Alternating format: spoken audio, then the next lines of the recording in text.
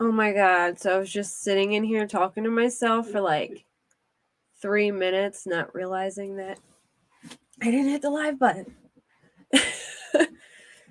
Alright, so can you hear me now?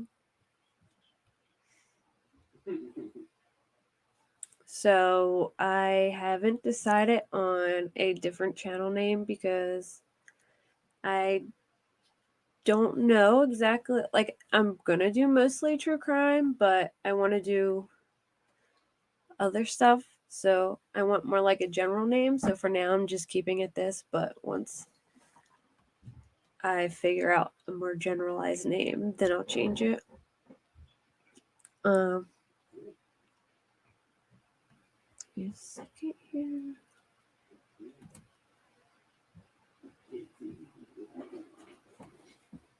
Can you guys hear me? Yay! Okay, good. I'll give it a second in case some people are coming in.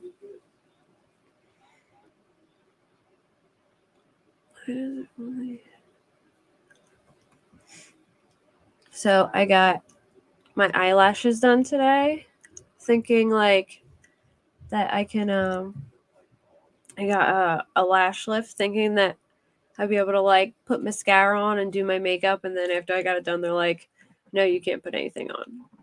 So they don't look that bad though. Hey, Cass. So I'm probably gonna do like mainly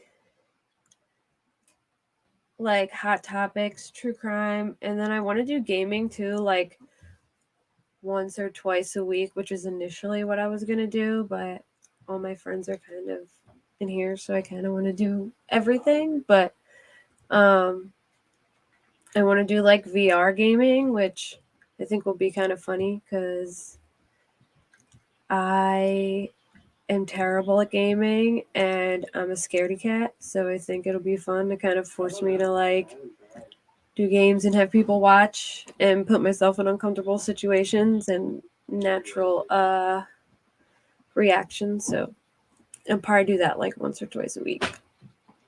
But today I'm gonna do a couple case recaps because hi Miss Diamond. I'm gonna cover these cases, their trials. So I'm gonna do the Vallow case, the Morphew case, and the Stauch case. So I'm gonna get started. Give me 1 second.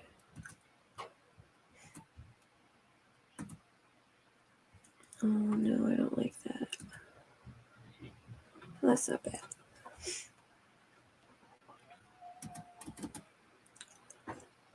So I just watched this documentary called Adam and Eve, and if you guys haven't watched it yet, it's awesome. Or not Adam and Evil. It's a Daybell documentary on Hulu. It's the ABC 2020. I think it's like season 44, episode 12, if anyone hasn't watched it yet.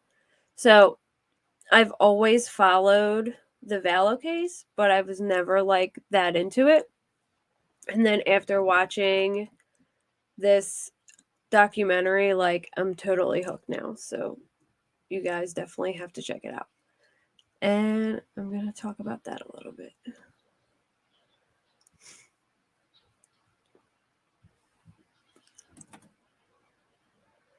Oh no. You see that? Okay, so for people who don't know, I'm just going to go over the case a little bit. This is Lori Vallow. She is a 48-year-old woman. After several failed marriages, she meets Charles Vallow. He's a pretty good looking guy. Her family really liked him. They treated him well. He was really good to her. Hey, Queen. He bought her like beautiful house, had a really good job. She has an older son named Colby from a previous marriage. She has a daughter, Tylee, from another previous marriage with Joe Ryan. And her and Charles adopted JJ. Thanks, Queen. So her and Charles adopted JJ. He was 7 at the time, and he was autistic. He was Charles's sister Kay Woodcock's grandson.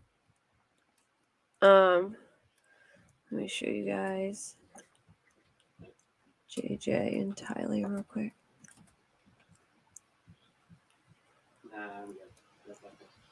So this is JJ and Tylee.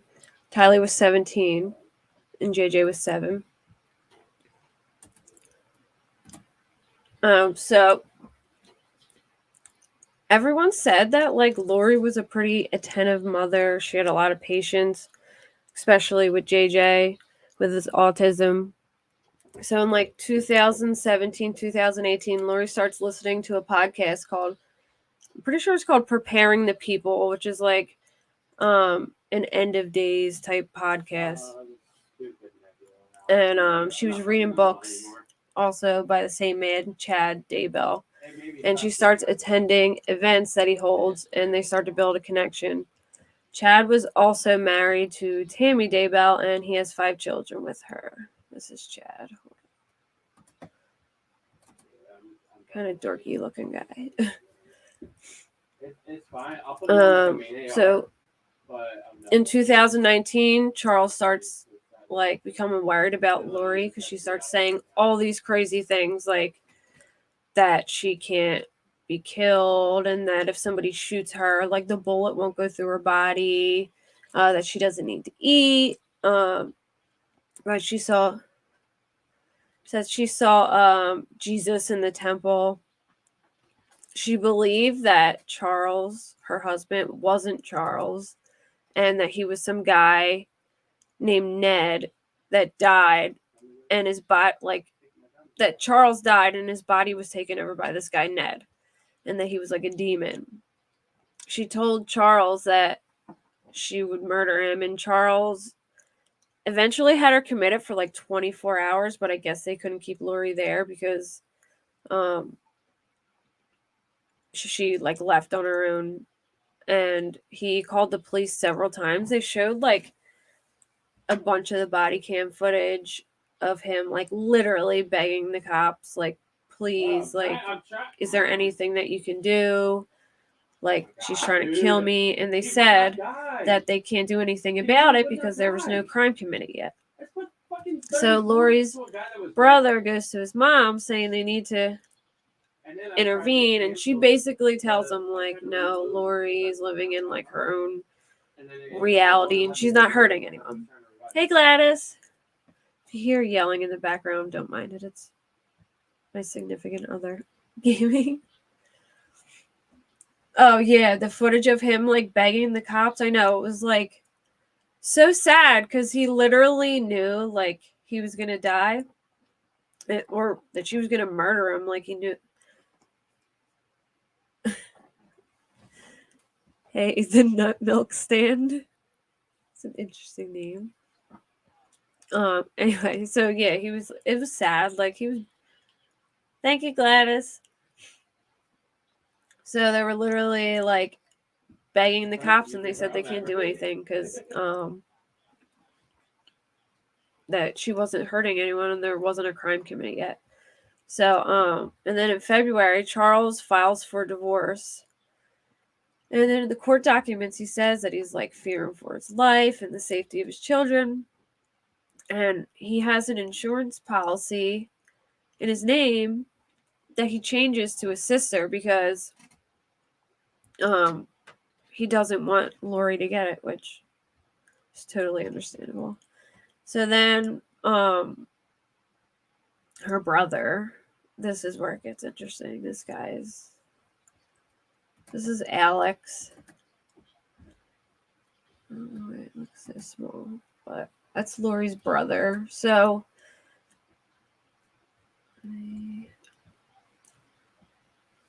Lori's brother and her, he's a creepy ass dude. I don't know. Well, his brother Adam in the documentary says that Alex basically has this like sex addiction, and he would go to Colombia and and meet women and like pay for like sex. And him and Lori had this like really creepy, bizarre relationship. Personally, I think it was like incestual. I don't know if anyone else thinks that, but I do. Just like her, I think Alex's ex-wife, well, they called her Debbie. I don't know what her real name was, but she said that like Alex would pick Lori up, like wrap his legs around her and like bounce her up and down and do these like weird sexual acts. So she ended up like leaving. She ended up leaving because she just like leaving him because she thought the dynamics of the family were just like super creepy, which I think that I definitely think something was going on just because like Alex would do anything for her, and I think like and so a childhood friend of Lori's said that Lori told her that Alex was trying to have sex with her, like when they were in like high school, and then she never said anything about it. So I definitely think there was something going on there. So then in July 2019, Charles shows up to Lori's house and Alex is there. And according to Lori, Tylee, and Alex, he comes in and they get in a fight, and Tylee emerges from her bedroom with a bat and like holds it out and says like step back or like, you know, get back. And he grabs the bat from Tylee and rips it from her, and she falls on the floor, and then like a scuffle starts going down between Charles and Alex. But oddly, during this scuffle, Tylee goes outside. I guess Lori tells her to go outside with JJ. And then Lori comes out right after, and they hear a noise, which I guess is a gunshot. And then they go to Burger King. And then they drop JJ off at school. And they come back like it's any other normal day. Like the way they talk to the police, it was just so weird. They're like just so calm and like laughing, like, oh, sorry, neighbors. You know, it's just really odd. And I definitely think that Tylee like knew a lot more about it personally. And I think she lied for her mom because I just, from what I heard from like how Charles was, I just can't see him like attacking them with a bat. So I feel like it was a setup and they killed him, honestly. So after Charles dies, and basically Alex says that he killed him in self-defense, and it's just squashed. Then in September 2019, Lori moves closer to Chad in Rexburg, Idaho, and of course Alex moves to the same apartment complex. And Chad has this like weird rating system of how he rates people as like light and dark. They have like different levels. I think I have pictures of it. Let me see. So Chad, I didn't crop these, but I don't know if you'll be able to see them. Maybe I can zoom in. So Chad believed that him and Lori were these people, James and Elena, in a past life, and that they were meant to be together, and that James and Elena had 7 children, 4 sons and 3 daughters, and like the ones that are blacked out, there's some like famous people that he believed were their kids. Like I think like a sports star, one of the Dream Girls, and Melanie, her niece, which is weird, and JJ. And then here's his rating system. So, in the Church of Latter-day Saints, he claims that most members are like a level 2. It's like billions of people. And then bishops and war leaders are level 3. Stake presidents and general authorities are level 4. Where was that? Most apostles are level 5 and few are level 6. And the dark side can only match the light numbers but not exceed them. And it says this is why there are a few 5s on Earth right now. It limits the dark's power. And the 2s and 3s are fluid and can change size during Earth life. So apparently the 2s and 3s can like change at any time. And the 4s usually have a covenant to their side and rarely switch from light to dark. And so he raided Lori's family.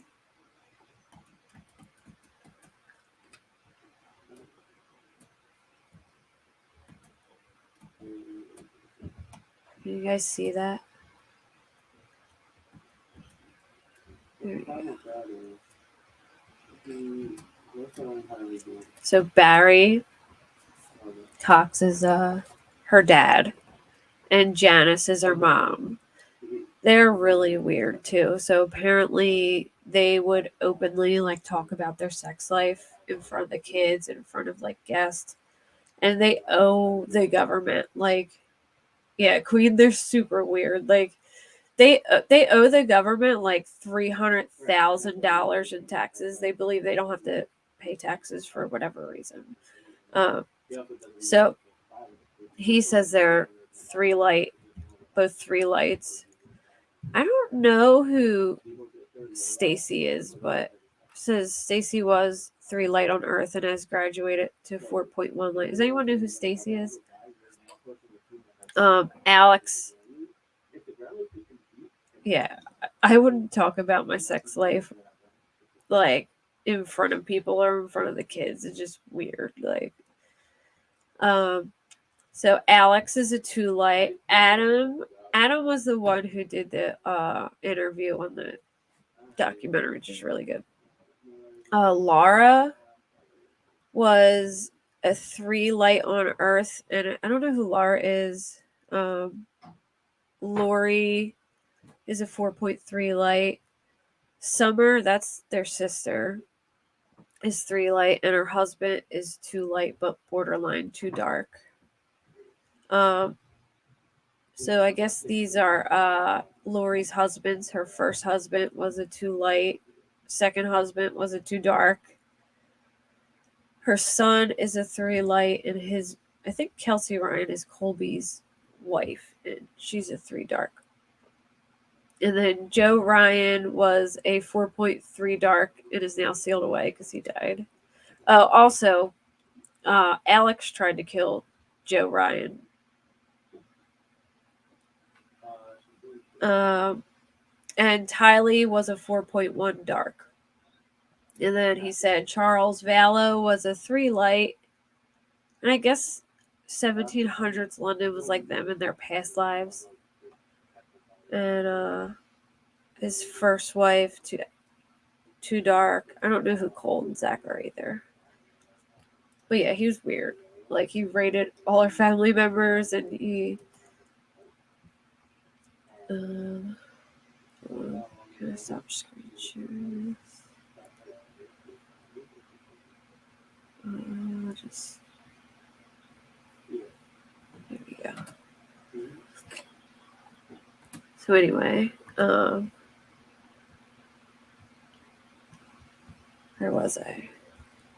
So after Charles dies, Lori moves close to, hey, JC Cassiano, Lori moves closer to Chad in Rexburg, Idaho, and Alex moves to the same apartment complex. Lori's niece, Melanie, who is also she also is really into Lori and Chad's mission and believes all that. Well, her ex-husband Brandon Boudreaux, I think that's how you say it.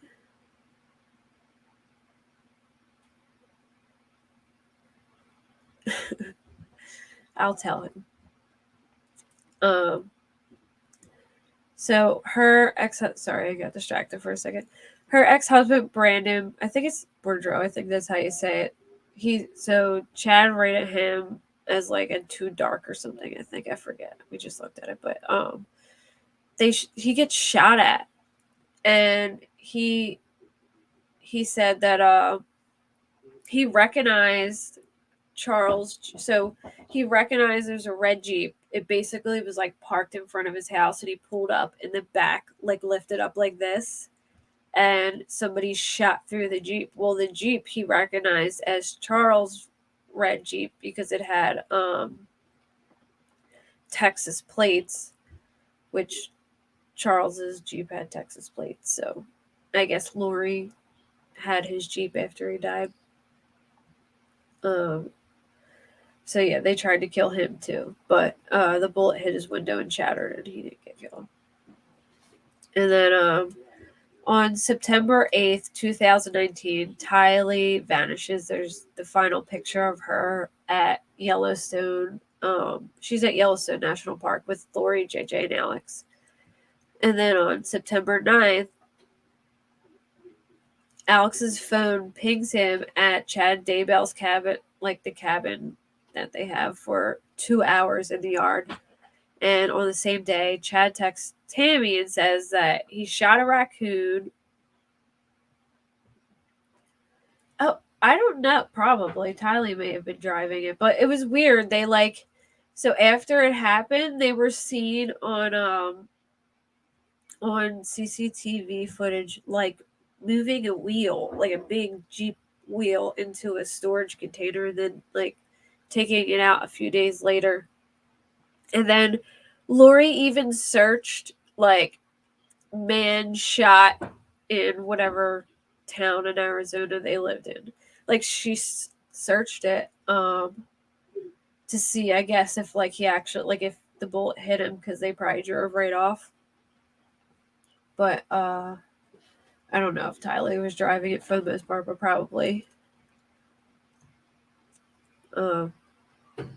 So Alex's phone pings him at the cabin, and Chad texts Tammy saying that he shot a raccoon and he buried it in their pet cemetery.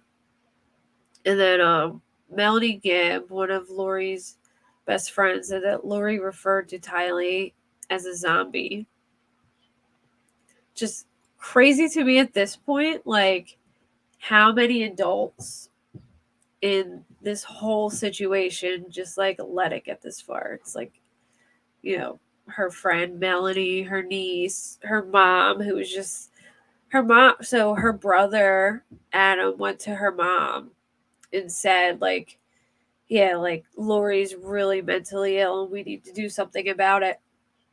And her mom said oh no, she's just living in her own reality and she's not hurting anyone. Hey, Jill Jax. She's not hurting anyone, so just leave her be. So then on September 22nd, my brother shot. Oh yeah, well, he had a cut on the back of his head, but I think they totally set that up, Queen. I think I'm even. Well, I'll get to it in a second, but so JJ disappears on September 22nd, 2019. And Melanie Gibb says that weekend, her and her boyfriend David Warwick were staying with Lori, and David said that he saw Alex carry JJ into Lori's apartment, and then the next day Warwick asked to see JJ, and they told Warwick that JJ was a zombie and Alex had to take him away. And then the next day, Alex's GPS places him in the Daybell yard again for 17 minutes. And then on October 19th, Chad, Daybell's wife Tammy, dies in bed. And the Daybell children declined an autopsy because it just seemed to them that she died from natural causes. So to this day, the Daybells, the kids, actually think that Chad's innocent, which is crazy to me.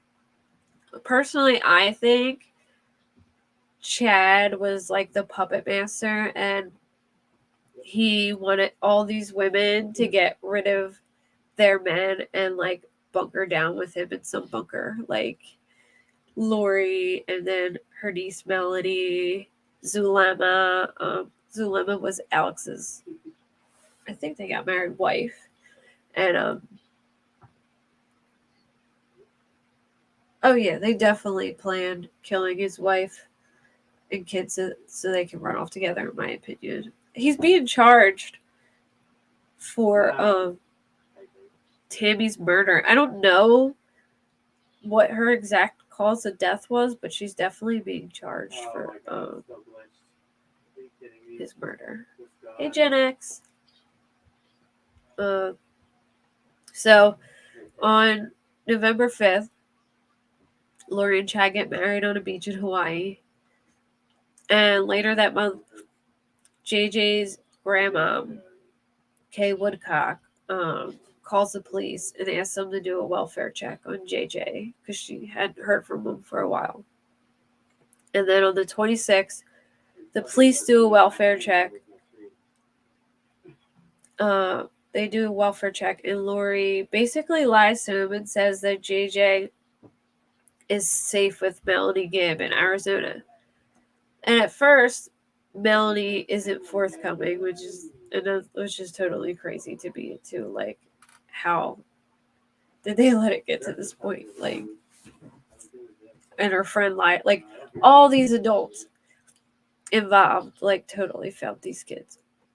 Well, eventually, she later calls police and tells them that she hasn't been with JJ.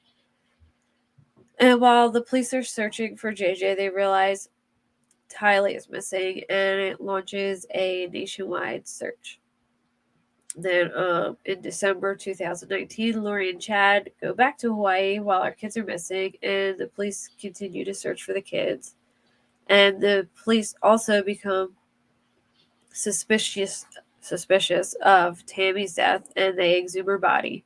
And then Alex dies of a blood clot, which I kind of like have trouble believing that he died of natural causes just because of all the like deaths surrounding them. It's just really hard to believe that Alex just died of a blood clot after everyone else was murdered. Like, but Chad was definitely messaging Zulema, Alex's wife, and saying like, "Oh, don't talk to this guy. If you text him, he'll take away your powers." So I think he would like. I literally get the feeling that Chad was just trying to be like a David Koresh and like have all these wives and just himself.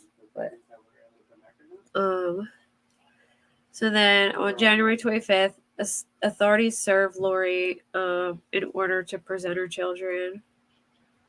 And then February 20th, 2020, Lori is arrested after failing to comply. And 2 weeks later, she's extradited from Hawaii to Idaho. Chad gave him a blessing before they died. Yeah, and Alex told Zulema like he had money in a bag in a closet, and that if anything happened to him, that the money is for her, and that he felt like he was going to be the fall guy for what they were doing. Is he man or husband? Oh, good, I'm on the big screen. So, June 9th, 2020, law enforcement searches Chad's backyard at his cabin. And they dig where Alex's phone pinged, and they unearth the remains of Tylee and JJ. I believe Tylee's body was like completely dismembered and burned, and JJ was like wrapped in a trash bag, and they were in like two separate graves, like so many feet apart. It's and then May 2021, Chad and Lori, they're charged with first degree murder, and JJ and Tylee. They're charged with first degree murder of JJ and Tylee, and then Chad is charged with murdering Tammy. And then in June 2021, Chad pleads not guilty, and Lori's case is on hold because she's ruled incompetent to stand trial. I don't think that it'll be going to trial till like January 2023 or something like that. And who knows if she'll even be competent to stand trial then, hopefully, because it'll be interesting. And I don't think Chad's can happen until she's competent, if I got that right. And then in August, the prosecutors announced that they're seeking the death penalty for Chad, which I think I agree with that. And Chad, so I think like a month later, Chad's children do a 2020 or 48 hours where they speak out on their dad's innocence, and they say that they think he was framed by Lori and Alex, but personally I think he was like the puppet master or whatever, and that he made them all do that and convinced them that they were zombies. I can't believe anyone would ever like think that their kids were zombies. I mean, like, she really must be that out there that you would really believe that your kids were zombies, in my opinion. So yeah, I think that's happening January 2023, as long as she's competent to stand trial. And then I'm gonna go over the Stauch case too. So I really like the Stauch case because the Stauch case was like the beginning of my YouTube true crime, like my love for YouTube true crime. I really like got into it during the Stauch case. So Gannon, wait, let me screen share again. He was.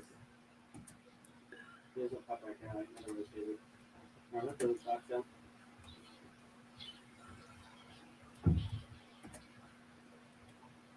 Oh, there we go. This is Gannon. Why is it not showing up? Are you kidding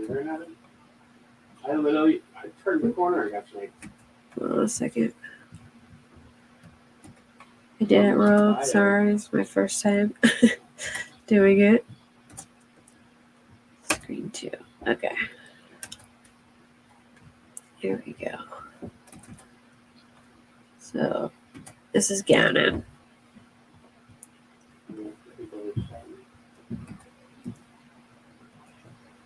So Gannon's an 11-year-old boy. He loves Sonic the Hedgehog. He was living with his dad, Al, and his wife, which is Gannon's stepmom, Letitia Stauch. Also, he lived with Letitia's daughter, Harley, and his biological sister, Lena. I think I'm saying it right, Lena. This is Al and T and Gannon. Oh, and here's Letitia. I can't zoom it in. It's small, but that's her and her cuffs. So,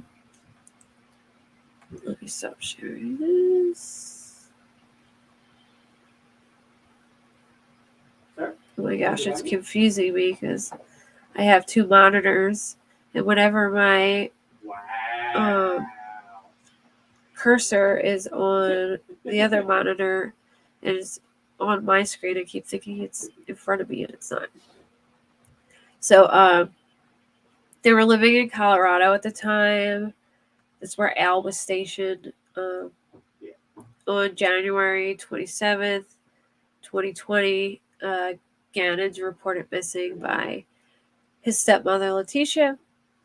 She tells El Paso County Sheriff's Office that he left the home between 3:15 and 4 o'clock to go to a friend's house. Al calls the friend to see if Gannon ever came, and they say he never came over. So people start extensively searching the neighborhood, and Gannon is classified as a runaway. And then within the next 24 hours, it gets moved up to an endangered missing persons case. And then the rumors start swirling about Letitia, especially because she starts posting way too much info on Facebook, like way too much. So then a few days later, Letitia does an interview with like a news station. I think the actual guy who's interviewing her was Spencer, if I got his name right, because I used to follow him on Twitter, or I still do. But she says like she would never hurt Gannon, and that they'll find him, and that she's ready for him to return home. And during this interview, in the background, actually, Letitia's family is like literally packing up their cars. They have like a moving truck and a car, like a rental car, I think, for her to drive. And they're taking her back to South Carolina because I guess Al's ex-wife Landon came to the house to stay, and Letitia wasn't staying at the house because she was there. And literally while they're packing up the stuff, I believe that Gannon's body was most likely in the trunk of the car that she was driving back with her daughter Harley. So the neighbor releases camera footage of the day in question, and it's like CCTV of T and Gannon getting in Al's truck and leaving, and then the truck returns home, and you see Letitia get out of the truck, but you never see Gannon get out of the truck. So also in the cameras on the street, there's literally no cameras showing Gannon walking up and down the street at all. So then March 2nd, Letitia's arrested. So according to the affidavit on January 26, 2020, T claims Gannon spilled a candle on the rug. I'm pretty sure she released a video of him, like she's like yelling at him and telling him we're gonna have to sell like one of his things to fix the carpet. Hold on 1 second.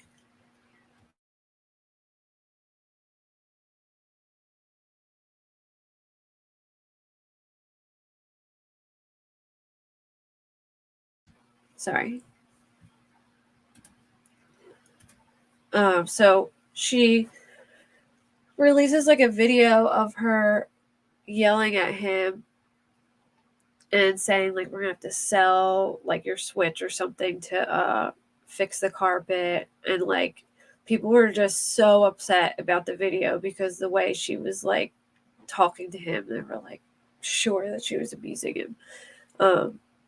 So she claims that she asked this construction worker at a nearby site to fix the carpet, and his name was Eduardo.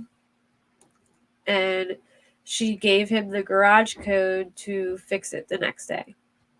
So she tells Al that Gannon is up all night with stomach problems. And it's really weird because she also sends like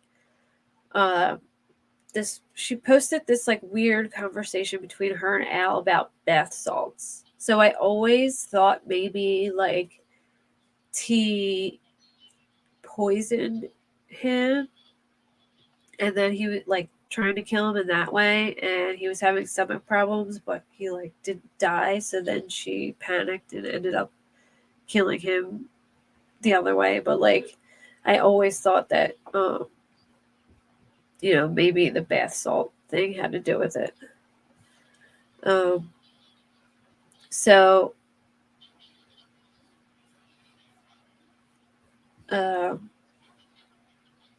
then the next morning on January 27th at 4:37 a.m., she texts her employer and tells her employer that her stepdad was killed and he was hit by a car and that she won't be at work, which I thought was kind of like a crazy reason to call out, like no reason to go, like, my stepdad was killed. But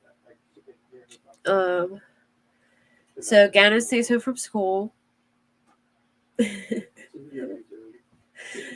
I got distracted because I could hear Dave in the other room listening to me, so I had to mute it for a second and yell at him. That's okay. So at 8:13 a.m., T takes a picture of Gannon and she sends it to Al. And then around 10:16 in the morning, Letitia and Gannon leave in Al's truck.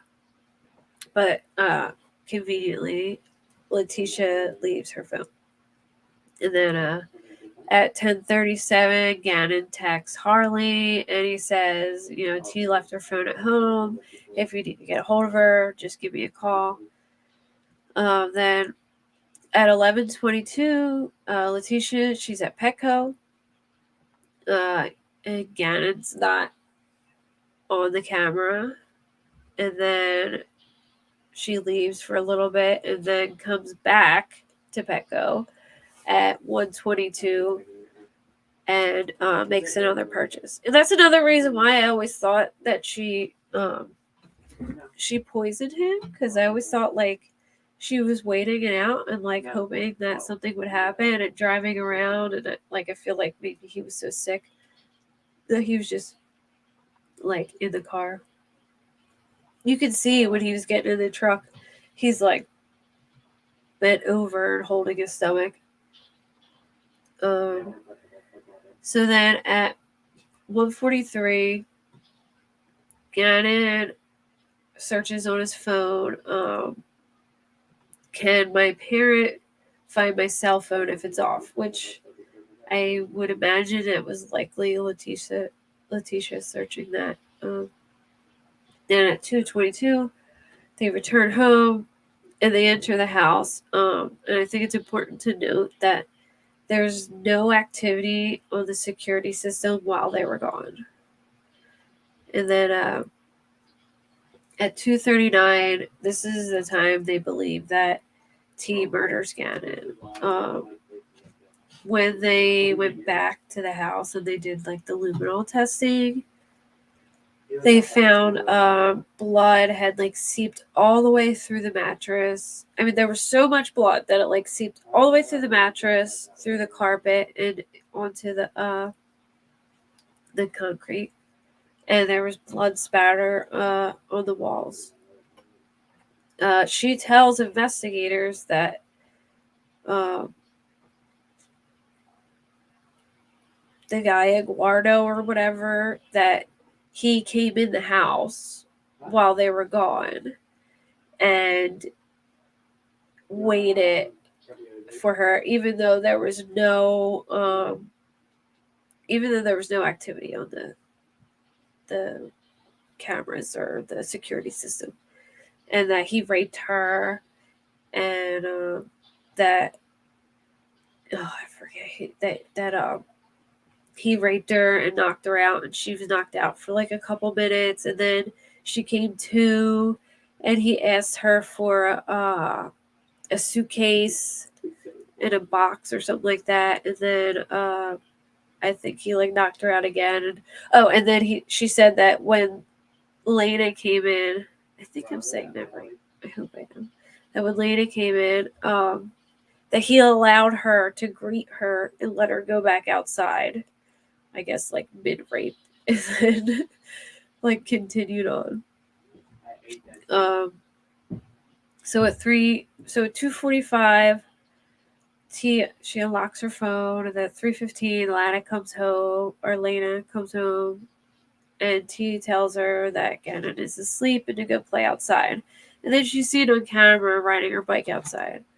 At 4:42, Harley comes back from work, and she picks up Lana, and they leave. And then T texts her and asks her to pick up like baking soda, carpet powder, trash bags, and like cleaning supplies.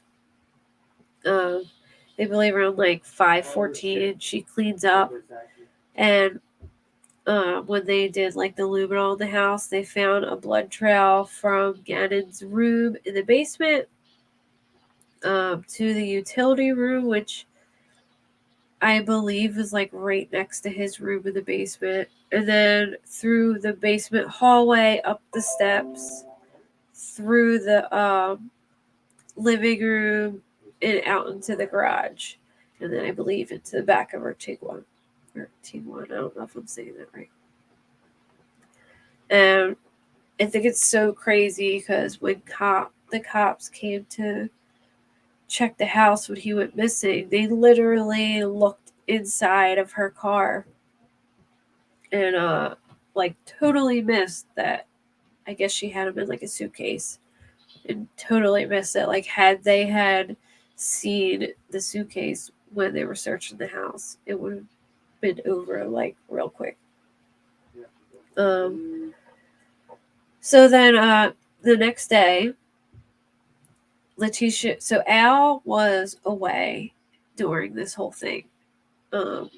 Pretty sure he was away like cheating for a day, and then he had some work thing to do.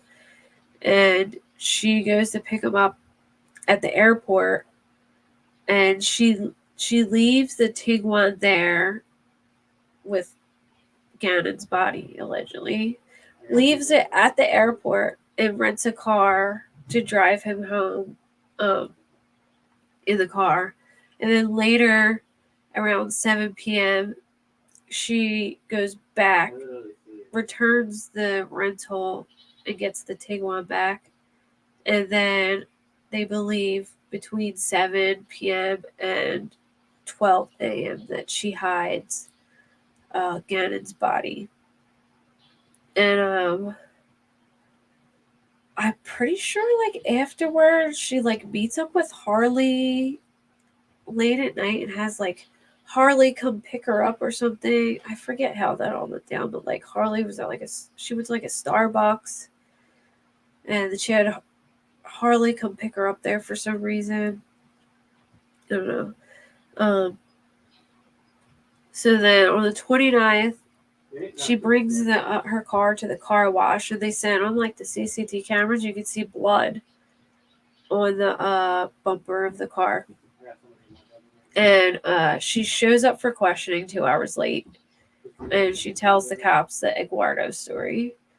I think she ends up telling them like multiple other stories too, that like, I don't know if she tells the cop or if she tells Al, but she says that like Gannon was riding his bike in the street, and they like somebody tried to like abduct him or something like that, and at the intersection where she hit his body or something. Just she had like all these crazy stories.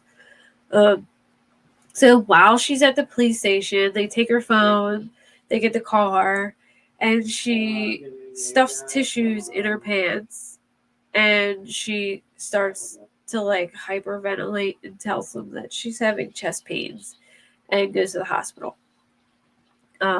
So then she leaves the hospital without telling them. And on January 31st, I believe I don't know why she did the tissues. I remember reading something and being like, oh, that makes sense, but I forget why she did the tissues. But I know she stuffed a bunch of tissues down her pants for some reason. But I really can't remember why.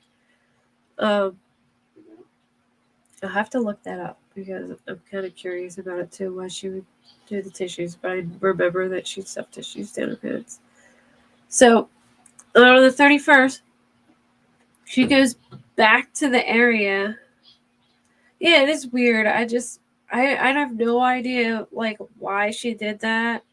Or maybe she was like, maybe there were tissues in the car, or she was trying to hide something, but for whatever reason she stuffed tissues down her pants.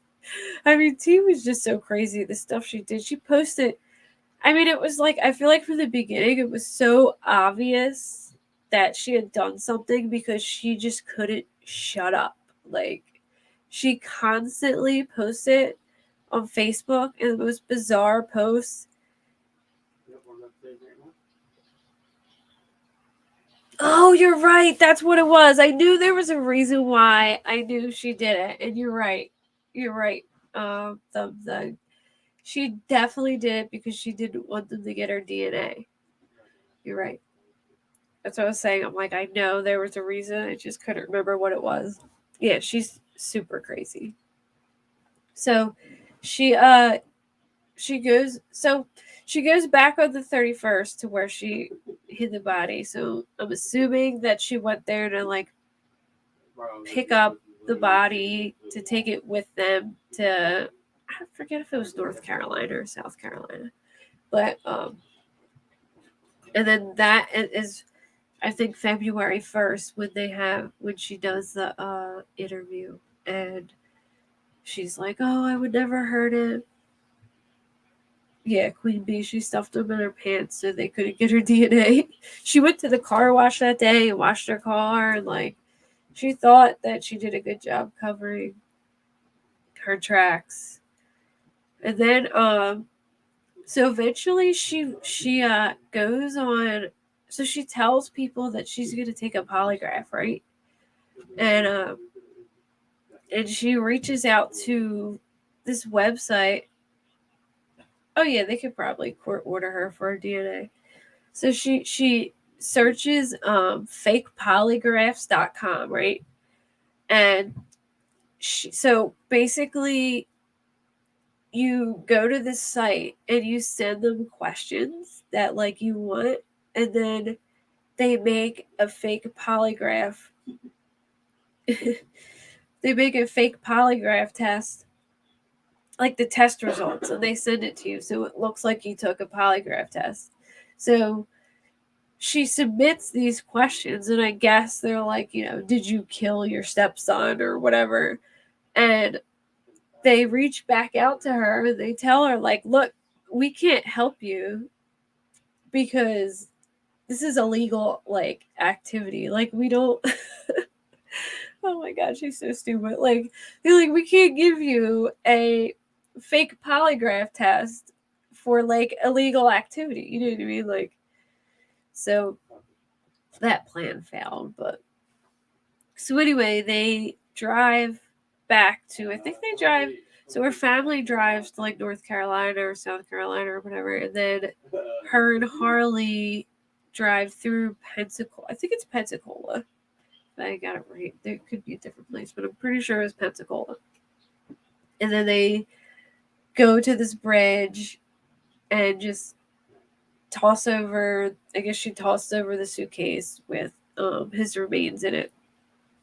I mean, that's what I would think, where they found it. It was like right under this big bridge there. But they go, so she went to like a hotel with her daughter and they checked in. And then I guess she waited till like Harley was asleep and left the hotel and like threw the suitcase over and then went back. I don't think Harley went with her. But yeah, she was so obvious. And like, remember she posted the conversation with Al about the bath salts, and that always made me wonder, like, I think maybe she poisoned him, because there was like a reason for everything she posted. Like, she posted the video about the candle, and like there was just a reason for everything, and I just felt like, why would she post this conversation about Gannon asking about bath salts if there wasn't some kind of like reason for it? But that's just what I always thought. Like, that was always my theory. And then so she was arrested on March 2nd, and then when they are bringing her back to Colorado, she like attacks the person that is transporting her in the car. Like, literally attacks them. I don't know what she thought she was gonna get out of it, but like they had to like emergency stop like midway there, and she had to like be held, because I remember everyone was like watching, like, oh, like, when is she gonna get there? And then there was just like this weird stop in between. Everyone's like, why did they stop? Like, why did they go here? And it was because she literally attacked the person that was transporting her there. So then she was arrested on March 2nd, and they found like a piece of particle board that she must have like threw on the side of the road with Gannon's blood on it. And then they did the luminol in the house, and then they found all the blood with the luminol. Yeah. Then, oh wait, I might have that guy's name. Hold on, let me see if I wrote it down. There was another guy that there was like another guy that was wanted in Colorado, and she tried to blame it on him too. Let me see. I may have written it down.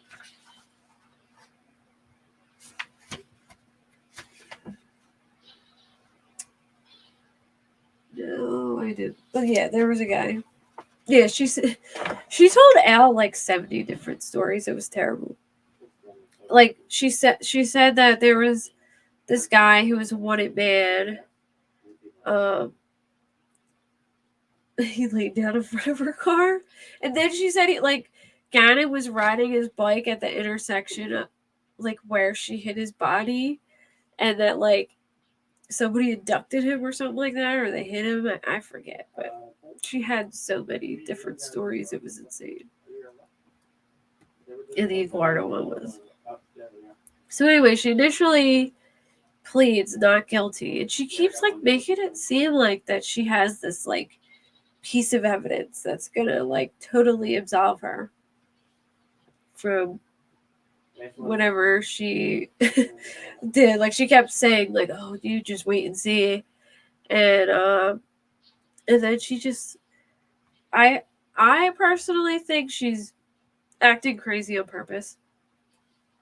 So like, I don't think she's crazy at all. Like, I mean, obviously you got to be pretty crazy to like kill your stepson, but I think like she knew what she was doing, and I don't think she's like as crazy as she makes herself out to be. And so she changed her plea from not guilty to not guilty by reason of insanity. So now that trial is getting delayed because they have to like evaluate her for like the third time. I think she's been evaluated twice, I'm pretty sure, and she's competent to stand. She was evaluated and she was like said to be competent to stand trial twice. So hopefully now she's getting evaluated again for whatever reason, and hopefully she'll be coming. I think that's happening like April or March, maybe. I know it's coming up soon in the next few months, as long as she's competent. And then I'm going to talk about the Morphew case because I plan on covering this case too.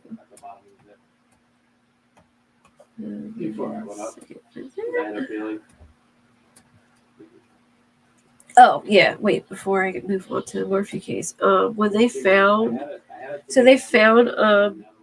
Gannon's body, and when they found his body, he was shot, stabbed, and like beaten to death, which is it makes me want, because I thought like when they said it, I thought like maybe it was like one of the three and it wasn't all of them, but now I'm pretty sure it's all of them. Like he was shot, stabbed, and beaten, but like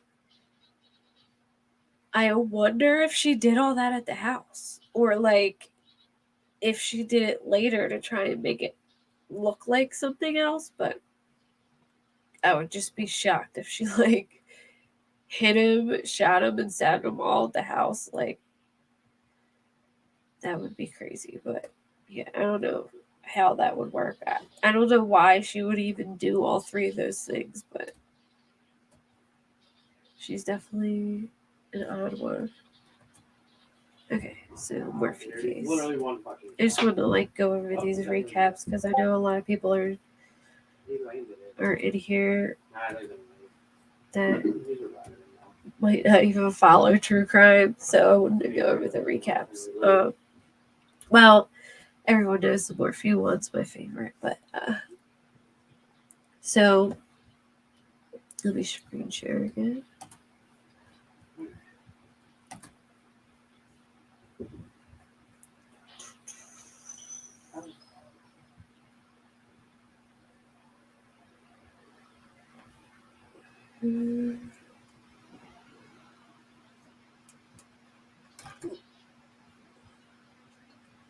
It's weird. Oh, there we go.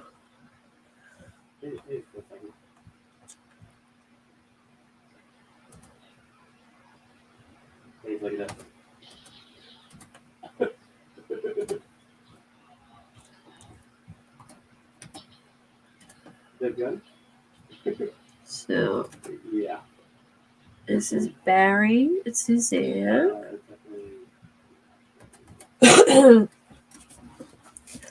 So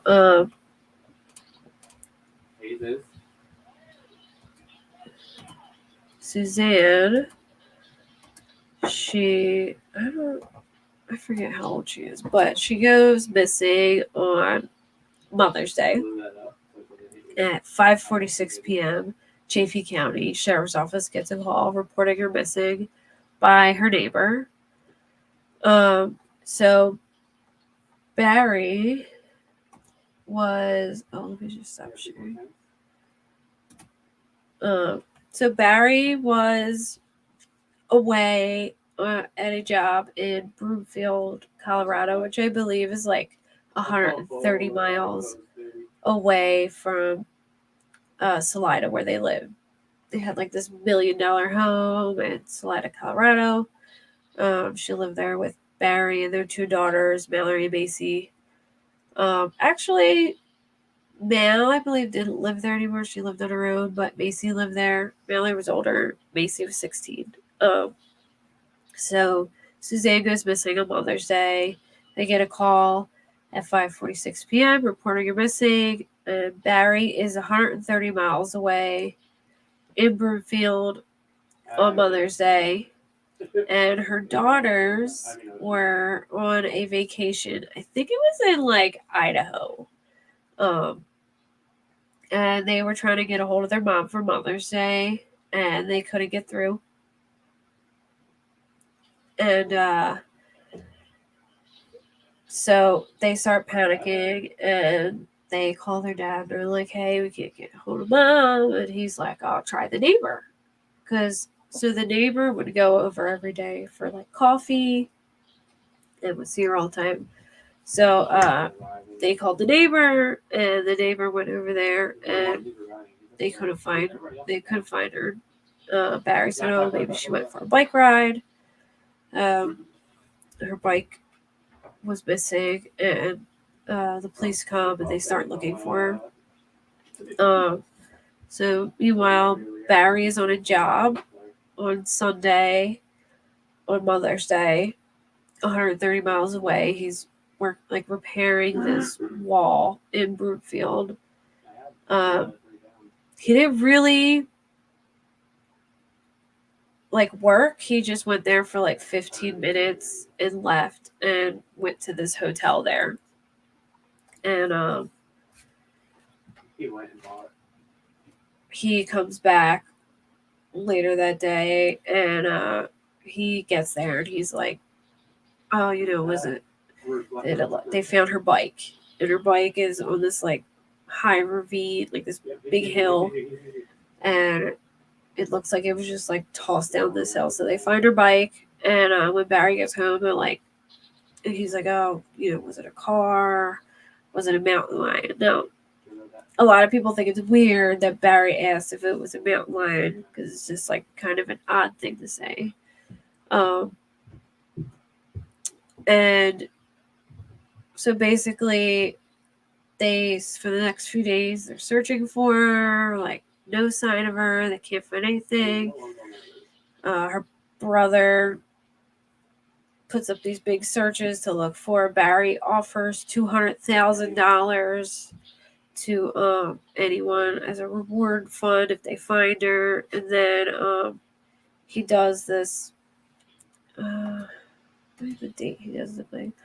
So yeah, they continue searching on the 11th, and then on May 14th, that's when they offer the $200,000 reward. On May 15th, they find some of Suzanne's personal items. I think this means the helmet, but I also know they found a blue shirt next to the creek near her house. And then on the 17th, Barry does this video.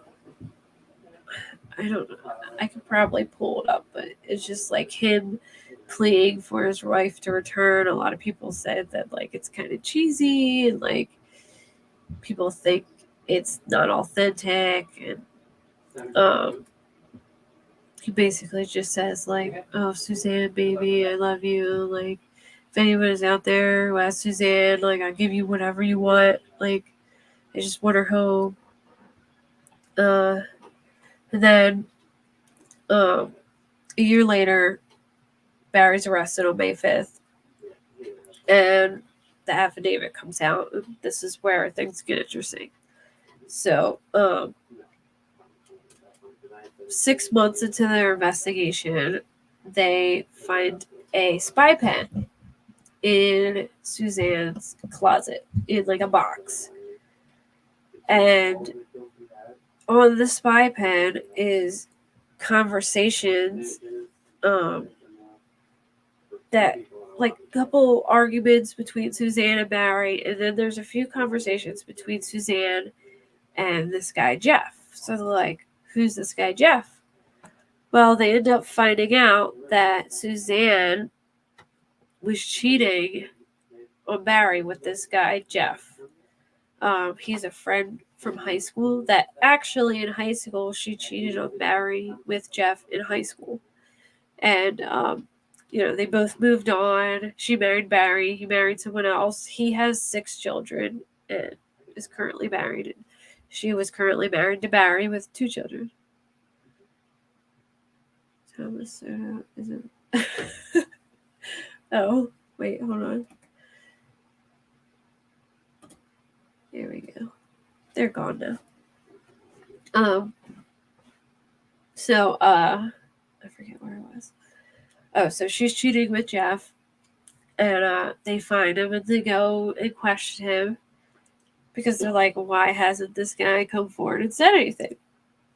Well, they find him and he says that he didn't want to come forward because he didn't want Suzanne's legacy to be that she was a cheater. And obviously, I think he didn't come forward because he didn't really want like his wife finding out or it to be a big thing. But he claims that he doesn't have any of his phone records anymore, and that he spoke with Suzanne on a work phone, and the phone broke, and he handed it into his job, and it was destroyed.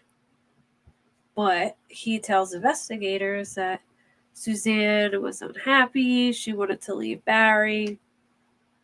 And she and him had made plans to, like, she was going to leave and move to Ecuador. Well, before I get there, she met Jeff like several times in a time frame over 2 years. Like she met him like Dallas, New Orleans, Phoenix, Indiana. They met all over on these little trips. He was like a pharmaceutical salesman, so he would be away at work and she would, kind of meet him places to have their little shindigs. So he says that him and Suzanne had previously talked about her moving to Ecuador because she was Suzanne was like a cancer survivor. She survived cancer like 3 times, I think, in her like lifetime. And she was afraid that staying with Barry would yeah, now he's a deleted bitch. Thomas Soto. So I forget what I was saying. That she was going to move to Ecuador, and that she was, she didn't want to be with Barry anymore, and that she was afraid the stress was going to bring her cancer back, and that she just like they weren't getting along. She thought he was cheating. She just like they were not happy anymore. And she wanted to move to Ecuador because Ecuador had good like medical there. I guess a little bit of money would go a long way. And she like went as far as to researching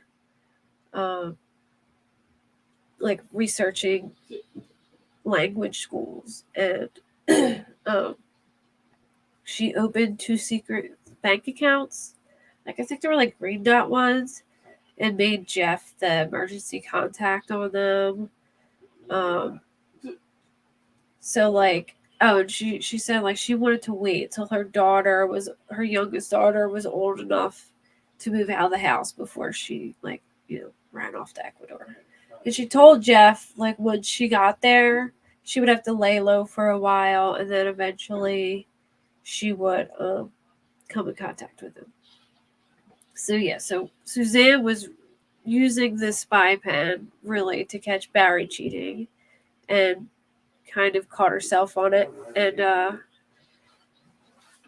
that's how they found out about him. And they would talk on LinkedIn, and then be like, oh hey, go on WhatsApp, and then they would go on WhatsApp and talk in there, and then she would delete all the messages, and they never found Suzanne's phone or her charger. And so like they never knew that she was talking to this guy. Like she did a really good job of hiding it. So they kind of like focus in on Barry. They think he was acting suspicious. On the day that she went, well, they believe she was killed. They arrested Barry for murder. They believe that he killed her on May 9th. She was laying out in the sun, and she was texting Jeff, sending him like a cute little picture of her, I guess like topless or whatever. And then they went on WhatsApp to talk. And shortly after, Barry comes home from work, and they show his pigs around the house, like when he gets home, and they're all over. So it looks like he was like running or chasing her. And when they asked Barry about this, he said that he was shooting chipmunks. Now Barry was like, he was a really big avid hunter, so I mean it wouldn't be like totally out of his realm. He was like Gaston. He had like deer heads all over his house and guns everywhere. You know, he was like a big time hunter. So he said that he was shooting chipmunks, and that's why it looked like that. They believe that he chased her through the house, and that he may have used like dart solution to, I guess, like subdue her. And then they say that so his phone goes like in and out of airplane mode throughout the day, and they believe that like he turned it on purpose so like it wouldn't track him. And at like 3:00 in the morning, May 9th into 10th, his car telematics read that his doors opened, but it doesn't say they shut, but they say like car telematics could get rewritten over, so that could have just got deleted. And they believe that like he loaded her body in the car, drove up his street, which was Puma Path. So like I would have to probably show the map, but like their street goes up and meets with this road 225, or their road like on Puma Path turns into 225, and then it meets with Highway 50. So right at the corner of 225 and Highway 50, they found her bike. So they think he drove up there, threw her bike, then went left on Highway 50, probably like a half a mile, and threw her helmet. That's where her helmet was found. But there was no DNA on the helmet. Barry's DNA wasn't on the helmet. There was like tires, and they did casting, and it wasn't from Barry's truck.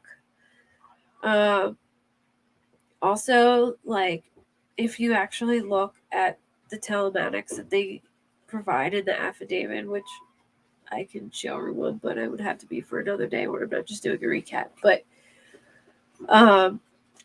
it seems like the telematics are kind of wonky because at one point it says that he was in Broomfield, and then 7 minutes later he was in Poncha Springs. And Broomfield and Poncha Springs are 130 miles apart, so there's no way that he would be able to get from one place to another in 7 minutes. So I don't know how accurate the telematics are, but he does say to investigators in an interview that when he left for Broomfield, that he turned left in the direction of where her helmet was because he saw bull elk crossing the street. So that kind of like places him where the helmet was. He claims that he was sleeping during that time, and at 5 a.m. he leaves for Broomfield, and on his way turns, sees the bull elk, and then he goes to Broomfield. On his way to Broomfield, he makes several stops at trash cans, which they believe he was hiding evidence in several trash cans. He went to like a couple dumpsters. He went to a McDonald's where he threw something out in like the like a little trash can, and a bus stop. And then he threw something out at the hotel that he stayed at, and then there was another dumpster at Men's Warehouse, and maybe another one, I forget. But they don't really have video of him throwing out anything of substance. They have like him throwing out like a potted plant, a camo jacket, and some boots, but he keeps the laces to the boots. So I kind of go either way with this because we are contractors in my family, and he was a contractor, and a lot of times contractors, like I see it all the time, where contractors will dump their trash in several dumpsters. Because you can't just, so like if you have a job and you have a lot of trash, it costs money to dump the trash. And if you dump it in several dumpsters, it's not super obvious, and the person running the dumpster won't report you, but you don't have, like, you avoid paying the dumping fee and dump it in several dumpsters, and people do that all the time. So I think it's possible he could have been doing it, but I mean, they really don't have him throwing anything away, like any. They haven't recovered anything or have any video of him throwing anything away of like substance. Um, so he goes to the job. He gets to the hotel. He leaves. He goes to the job for like 15 minutes, which people say shouldn't be working on a Sunday. You can't work on Sundays. And it was Mother's Day. Mother's Day, we don't really celebrate it like that at my house. I mean, we like say Happy Mother's Day. We give like flowers and a card, but it's not like you need to be home and hang out with me kind of thing. And being business owners, I understand like working on holidays and stuff, especially like I think, like in my opinion, Barry had a job, like a separate job. He owned a business. He was a volunteer firefighter, and he liked hunting on his spare time, so he was probably super busy. So it could have been him going there, setting up the job for his employees because he couldn't be there on Monday. So like mapping out a plan for them. So he went to the job site for like 15 minutes, goes back to the hotel, changes his shirt a couple times, I guess gets a shower. You see him carrying like a bunch of papers. He gets the call that Suzanne's missing. He brings in a bunch of tools into the lobby for his employees to use for when they do the job the next day. And I guess he leaves the hotel room for Morgan, one of his coworkers, and the other guy, I forget his name, Jeff Puckett, I think it was. So they say that his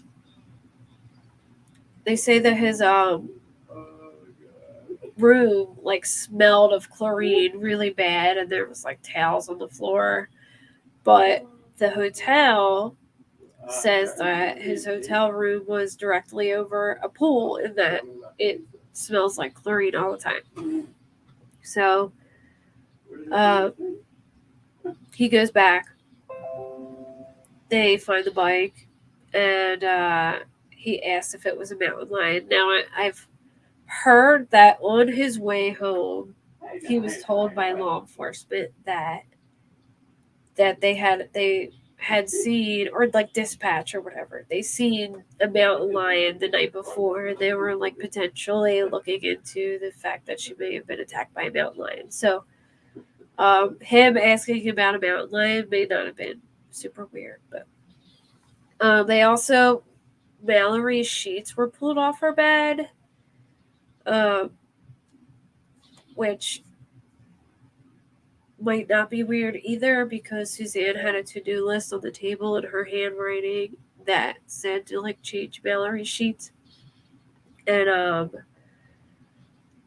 they found a needle cap in the dryer, which I guess led them to believe that he may have tranquilized her. But who knows how long that could have been in there. And the tranquilizer cap didn't have Barry's DNA on it either. So also, Suzanne's car had unknown male DNA in it. So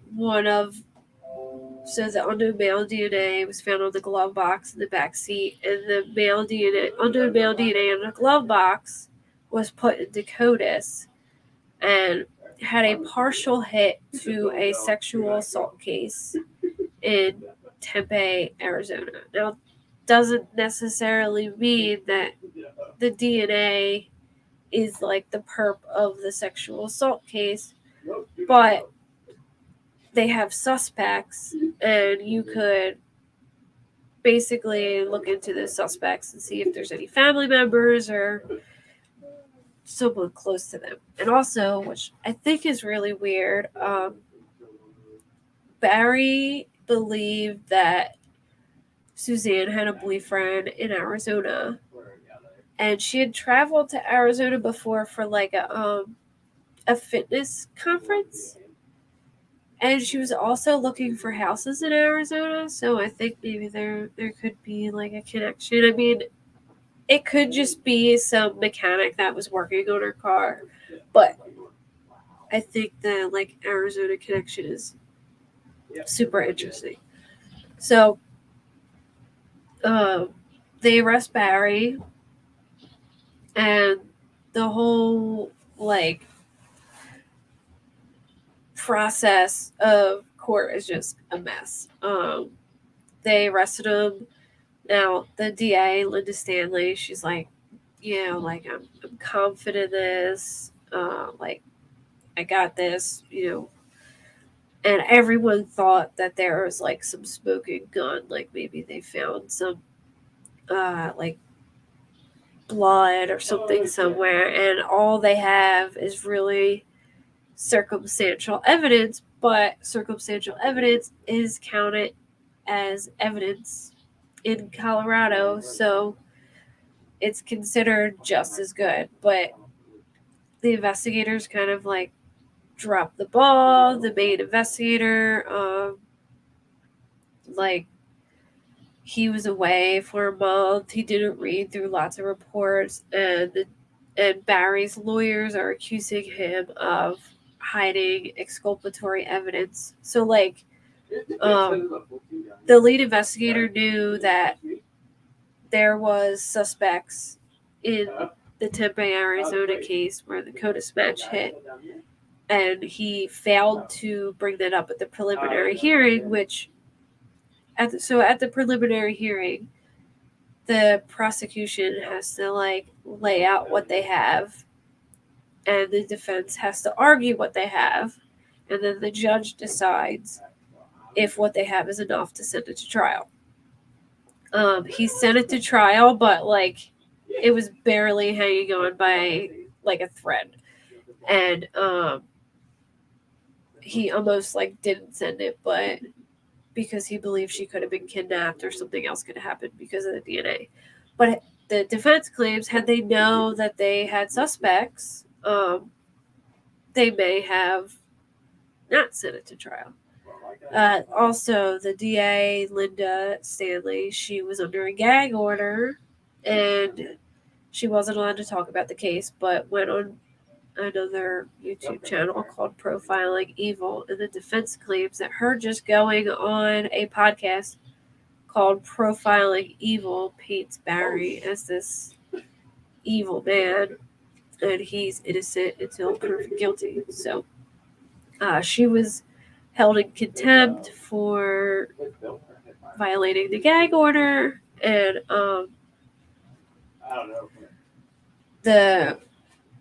Joe Cahill, he's the lead CBI agent. He's the one that was accused of withholding exculpatory evidence. He was let off the case in August because he did a terrible job testifying, and then he resigned from his job completely in December for accidentally discharging his gun. Also, the lead prosecutor, Jeff Lindsay, left, and now they have a new one.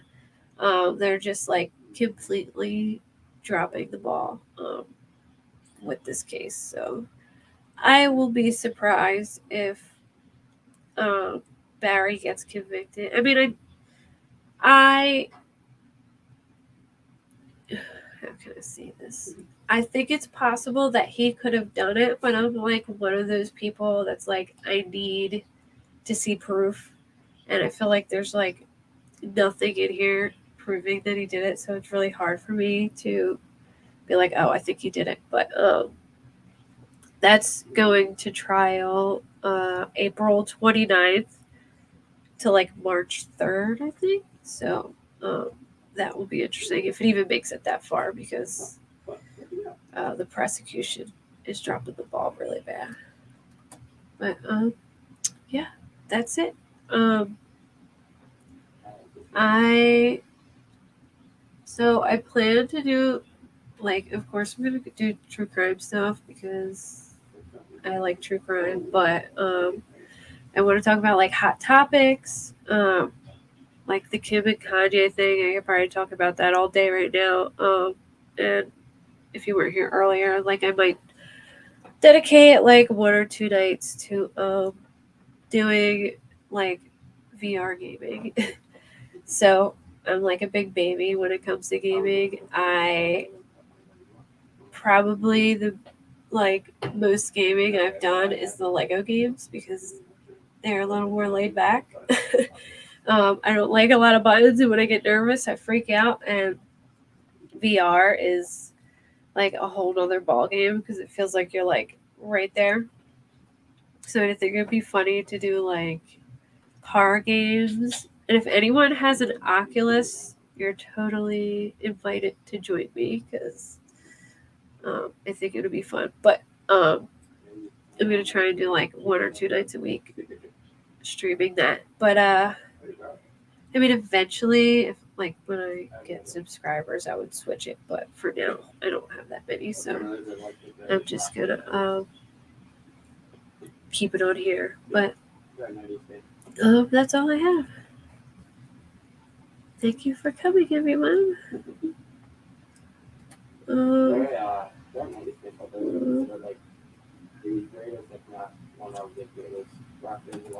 I didn't mean to do that. I didn't know just pressing on a comment will put it up there. Okay. I'm still learning the ropes. Well, thank you for coming, everyone. Have a good night. I love you all. Thank you. Thank you, Simpson. Wait, hold on. All right. I wanted to try it. All right. Thanks, everyone. Bye.